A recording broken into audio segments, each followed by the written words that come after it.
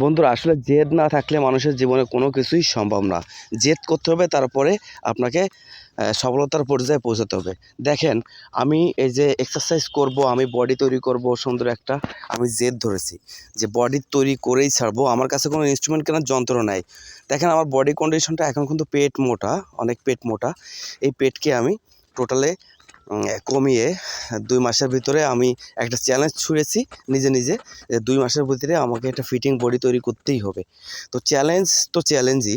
দেখেন আমি পরিশ্রম করছি, ২ মাস পরে আপনাদের সামনে দেখা হবে। তো পরিশ্রমগুলো দেখুন। আমি তো সাধারণভাবে পরিশ্রম করছি কোনো ইনস্ট্রুমেন্ট ছাড়াই। ইনস্ট্রুমেন্ট কেনার টাকা ভাই আমার কাছে নাই।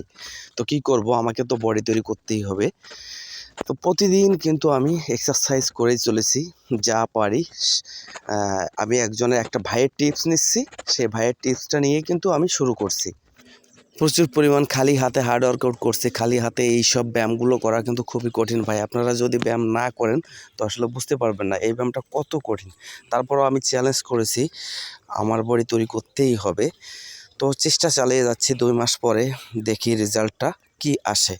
প্রতিদিন দেখেন আমি সকাল উঠে কিন্তু এরকম ভোরবেলা উঠে কিন্তু খালি হাতেই ভিডিওটা টানবেন না। ২ মাস পরে আমার বডি কন্ডিশনটা আপনারা দেখতে পারবেন যে আমার বডি কন্ডিশনটা ২ মাস আগে কি ছিল আর ২ মাস পরে আমার কন্ডিশনটা কেমন আছে। তো আপনাদের শুধুমাত্র কষ্ট করে, আমি ২ মাস কষ্ট করে আপনাদেরকে আগ্রহী করার জন্য যে আমার ভিডিওটা করছি এইটা না।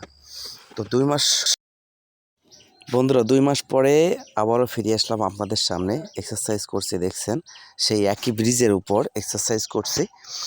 তো এখন পুশ আপ দিচ্ছি। পুশ আপ দেওয়ার পরে ফুল বডি কন্ডিশনটা আপনাদের সামনে প্রেজেন্ট করব। তো দেখেন আমার ২ মাস পরে যে কন্ডিশনটা আমার শরীরে এসেছে, সে কন্ডিশনটা হচ্ছে এই।